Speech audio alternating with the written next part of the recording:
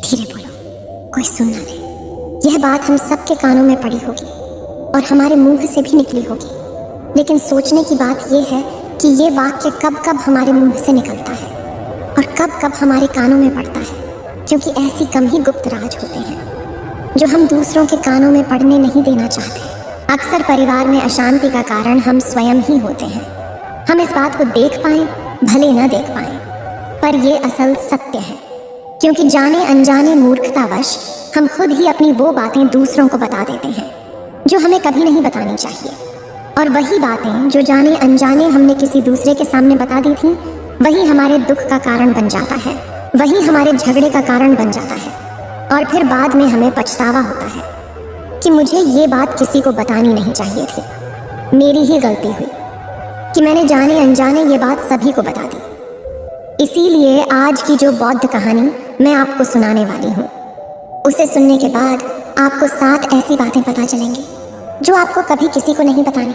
ये जो 7 बातें हैं जो आपको किसी को नहीं बतानी, क्यों नहीं बतानी, इसके पीछे का तर्क भी मैं आपको दूंगा।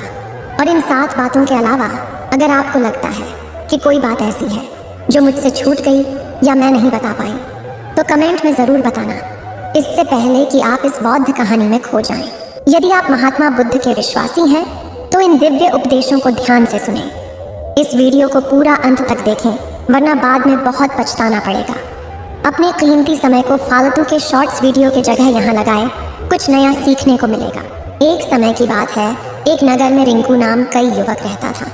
वो युवक बहुत गरीब था, कुछ पैसा नहीं था उसके पास। 2 वक्त की दाल रोटी भी बड़ी मुश्किल से उसको नसीब होती थी। किसी काम की तलाश में दिन रात खोज करने पर भी उसे कोई काम नहीं मिल रहा था। फिर एक दिन उसने अपनी पत्नी के सामने अपनी सारी समस्या बता दी। उसने अपनी पत्नी को कहा कि मैं जिस जगह भी काम मांगने के लिए जाता हूँ तो हर कोई मुझे ये कहकर काम नहीं देता कि हमारे यहाँ काम की ज़रूरत नहीं है। मैं काम की तलाश कर करके थक चुका हूँ।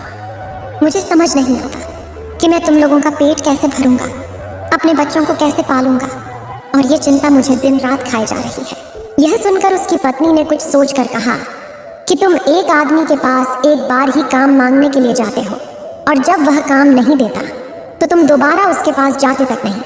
अगर तुम्हें उनसे काम लेना है तो तुम्हें हमदर्दी जतानी होगी, तुम्हें उनसे हमदर्दी हासिल करनी होगी, अपनी गरीबी दिखानी होगी, ताकि वो लोग तुम्हारी मजबूरी समझकर तुम्हें काम पर रख लें। इसीलिए शर्म मत करो, उन्हें अपनी मजबूरी बताओ, अपनी गरीबी बताओ, और इसी उपाय से तुम काम पा सकते हो। यह बात रिंकू के मस्तिष्क में बैठ गई और अगले दिन काम मांगने के लिए वो उसी सेठ के पास जा पहुंचा जहां पर वो पिछले दिन काम मांगने के लिए गया था। लेकिन इस बार उसने हाथ जोड़कर उस सेठ से प्रार्थना की, उससे विनती की कि वो बहुत गरीब है और उसे काम की बहुत आवश्यकता है। वो जो कुछ भी उसे देंगे उसमें संतुष्ट हो जाएगा, पर कृपा करके मुझे अपने यहाँ काम पर रख ले। उसकी ये हालत देखकर उस सेठ ने उसे अपने यहाँ काम पर रख लिया। वो रोज़ वहाँ पर काम पर जाने लगा। अंदर ही अंदर वो खुश तो था कि उसे काम तो मिला, लेकिन उसका वेतन दूसरे लोगों से कम मिलता था। वही काम जो दूसरे लोग कर रहे थे उन्हें ज़्यादा वेतन मिल रहा था और इसे कम वेतन मिल रहा था। जब इस बारे में उसने अपने सेठ से कहा तो सेठ ने कहा कि देखो भाई, तुम्हें काम की ज़रूरत थी, मैंने तुम्हें काम दिया, मेरा धन्यवाद करने की बजाय तुम मुझसे शिकायत कर रहे हो, ये कैसी भलमनसाहत है। यह सुनकर रिंकू वहीं पर चुप हो गया। बात कहीं ना कहीं सत्य थी, सच थी। सेठ ने तो उसे उसकी मजबूरी के हिसाब से ही काम दिया था और इसीलिए वह उसे अपने अनुसार ही वेतन देता था। लेकिन धीरे धीरे उसने ये बात अपने सगे संबंधियों और अपने दोस्तों को भी बताना शुरू कर दी कि उसका सेठ कैसा आदमी है और उसे कितना वेतन देता है। समय बीतता रहा और रिंकू पूरी लगन के साथ अपना काम करता रहा, लेकिन अब परिस्थितियां बदलने लगी थी। सेठ अब रिंकू से दूसरे लोगों से ज़्यादा काम लेता था और उनसे कम वेतन उसे देता था। यह बात रिंकू के मन को बहुत खलती थी। वो दूसरों से ज़्यादा मेहनत कर रहा है और उनसे कम वेतन पा रहा है। इससे उसके आत्मसम्मान को बहुत गहरी चोट पहुंची। अब धीरे धीरे उसका मन अपने काम से हटने लगा। उसका मन काम में लगता ही नहीं था। जाहिर सी बात है कि ऐसी जगह किसका मन लगेगा जहां आदमी को अपने आत्मसम्मान के साथ समझौता करना पड़े। इसीलिए जल्दी ही उसने अपना काम छोड़ दिया और वह घर पर आकर खाली बैठ गया। अब उसके पास घर का खर्चा चलाने के लिए भी पैसे नहीं बचे थे। इसीलिए उसने अपने सगे संबंधियों और अपने दोस्तों से सहायता मांगनी शुरू की। लेकिन उसके दोस्त उसके सामने तो उसे दया का पात्र समझते थे, उसे दिलासा देते थे, लेकिन पीछे से उसका मजाक उड़ाते थे। वह कहते कि कितना बेवकूफ़ है, सेठ ने इतना काम लिया और बेचारे को पैसे भी नहीं दिए। अरे हम इसको पैसे दे दें तो ये कल हमारा भी पैसा वापस कर पाएगा, इसकी ऐसी हालत है, काम तो उसके पास कुछ है नहीं, पैसा कहाँ से ला के देगा। और इसी वजह से रिंकू की हालत दिन ब दिन खराब होती जा रही थी। अब वो दिन रात तनाव में रहने लगा था। वही दोस्त, वही सगे संबंधी जो उसकी अपनी होने का दिखावा करते थे, वो उसे दया का पात्र समझ रहे थे। उन्हें उसके ऊपर तरस आ रहा था। सब लोग आकर उसे ज्ञान तो बहुत देते थे, लेकिन कोई सहायता नहीं करता था। और अक्सर ऐसा ही होता है, ज्ञान देने वाले तो बहुत मिल जाते हैं, लेकिन मदद करने वाले, उंगली पकड़कर, हाथ पकड़कर आगे चलाने वाले कितने लोग मिलते हैं। एक दिन उसे पता चला कि पड़ोस के गांव में एक बौद्ध भिक्षु आया हुआ है जो बहुत ही ज्ञानी है। रिंकू इतना तनाव में था कि उसे कोई रास्ता नजर ही नहीं आ रहा था। इसीलिए जाने अनजाने वो उस बौद्ध भिक्षु के पास पहुंच जाता है। वहां पहुंचकर वो सीधे उनके पैरों में गिरकर होने लग जाता है। वो रोते रोते उन्हें अपनी सारी परिस्थिति बताता है। उसे बताता है कि किस तरह उसके सेठ ने उसका फायदा उठाया और उसके सगे संबंधी उसके साथ कैसा व्यवहार रखते हैं। सारी बातें सुनकर बौद्ध भिक्षु ने उसे चुप कराते हुए कहा कि भंते, ये सारी समस्याएं तुम्हारी बुद्धिहीनता, तुम्हारी मूर्खता के कारण उत्पन्न हुई है। अगर तुम्हारे अंदर विवेक होता तो इनमें से एक भी समस्या तुम्हारे चित्त को दुखी नहीं कर सकती थी, लेकिन तुमने अपने अविवेक के कारण, अपनी मूर्खता के कारण खुद ही अपने रास्ते में कांटे बिछा दिए। आज मैं तुम्हें 7 बातें बता रहा हूँ जो भूल कर भी किसी को मत बताना, और इन बातों का अनुसरण करते हुए तुम बाहर से मिलने वाले दुखों को तो दूर कर ही सकते हो जो बेवजह दुनिया की वजह से तुम्हारे अंदर पनपते हैं। पहली बात जो किसी को नहीं बतानी चाहिए वो है अपनी मजबूरी। अपनी मजबूरी का दिखावा करके दूसरों का दया पात्र बनके उनकी सहायता लेने की गलती कभी मत करना। हो सकता है कि आज वो तुम्हारी मजबूरी देखकर तुम्हारी सहायता कर दे, लेकिन कल वो तुम्हारा फायदा उठाने से भी नहीं चूकेगा। और अगर फायदा भी नहीं उठाया तो दूसरों के सामने तुम्हारा मजाक बनाने में वो आदमी कभी नहीं चूकेगा। इसीलिए कभी भी अपनी मजबूरी का दिखावा मत करो। अगर घर में 2 रोटी है, सूखी रोटी है, तो वही खाकर सो जाओ, लेकिन दूसरों को इसके बारे में भनक तक नहीं लगनी चाहिए। जरा आप खुद सोचो, मजबूरी बताने का क्या प्रयोजन होता है एक इंसान का? या तो दूसरों से सहानुभूति हासिल करना चाहता है या उनसे कोई आर्थिक मदद चाहता है। लेकिन अगर दोनों ही परिस्थितियां आप देखें तो दूसरा आदमी आपका फ़ायदा उठाने से नहीं चूकेगा, और अगर वो फ़ायदा नहीं भी उठाएगा तो अपनी नज़र में तो वो आपको मूर्ख ही समझेगा, बेवकूफ़ समझेगा, और दूसरों के सामने आपका मजाक तो ज़रूर बनाएगा। इसीलिए अपनी मजबूरी के बारे में कभी किसी को मत बताना। दूसरी बात जो किसी को भी नहीं बतानी चाहिए वो है अपनी अतीत की गलतियाँ और भविष्य की रणनीतियाँ। ज़रा सोचो कि अगर हम अपने अतीत की गलतियाँ किसी दूसरे को बताते हैं तो उसका क्या प्रभाव होगा। वो गलतियाँ ठीक तो नहीं की जा सकती, जाहिर है, तो उन्हें बताने का क्या प्रयोजन रह जाता है। आप अपने अंधेरे पक्ष को खुद दुनिया के सामने बता रहे हो, खुद अपनी गलतियाँ दूसरों के सामने बता रहे हो। इससे उस आदमी की नज़र में आपका एक चरित्र घटित हो जाएगा और वो भविष्य में हमेशा आपको उसी नज़रिए से देखेगा। इसीलिए किसी भी आदमी की नज़र में अपना चरित्र घटित मत होने दो। और ज़रा सोचो कि आप व्यर्थ में ही अपनी भविष्य की रणनीतियाँ दूसरों के सामने बता रहे हो।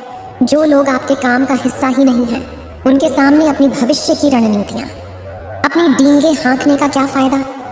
उन लोग आपकी सहायता तो नहीं करेंगे, लेकिन आपकी भविष्य की रणनीतियों में बाधा ज़रूर बन सकते हैं।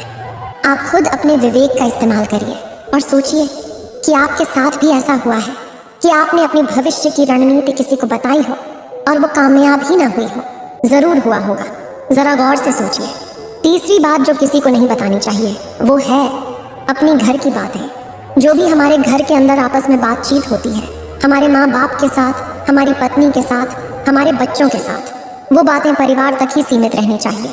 अगर आप इन बातों का दूसरों के सामने ढिंढोरा पीटते हो तो दूसरों को आपके घर में घुसने का एक मौका मिल जाता है और वो इसका फ़ायदा उठाने से कभी नहीं चूकेंगे।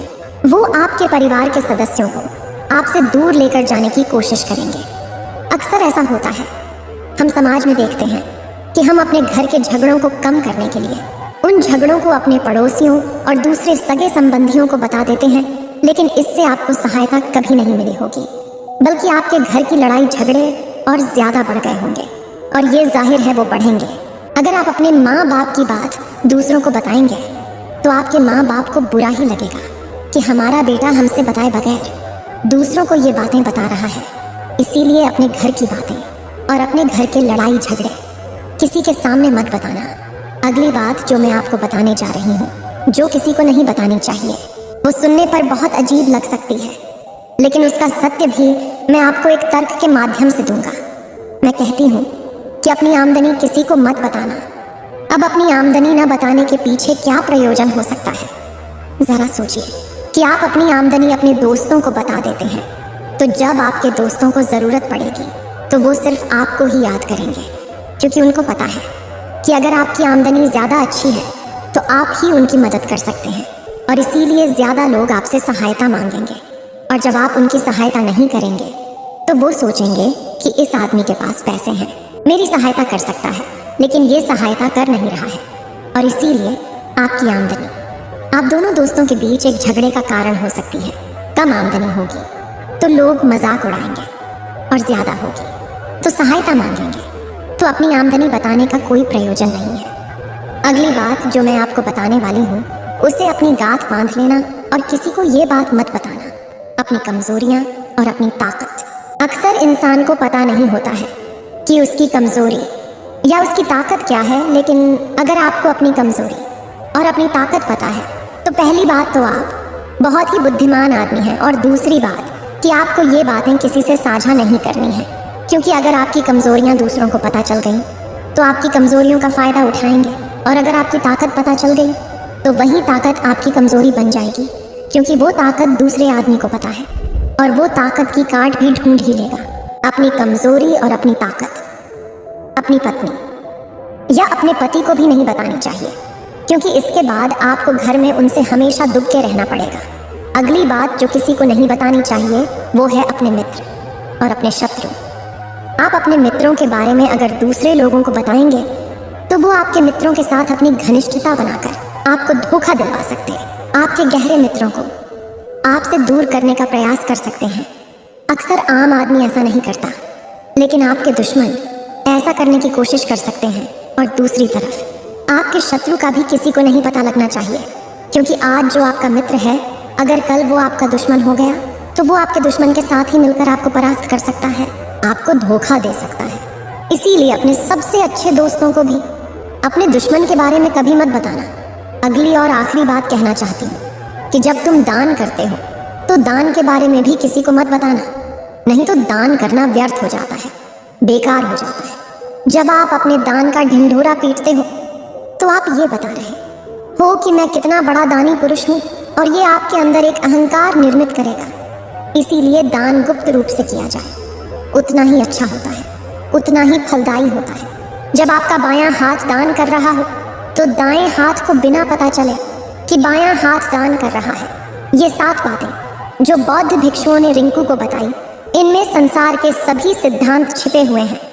इन बातों का अनुसरण करते हुए आप अपने घर में सुख शांति बना सकते हैं और घर के झगड़े हमेशा के लिए दूर कर सकते हैं।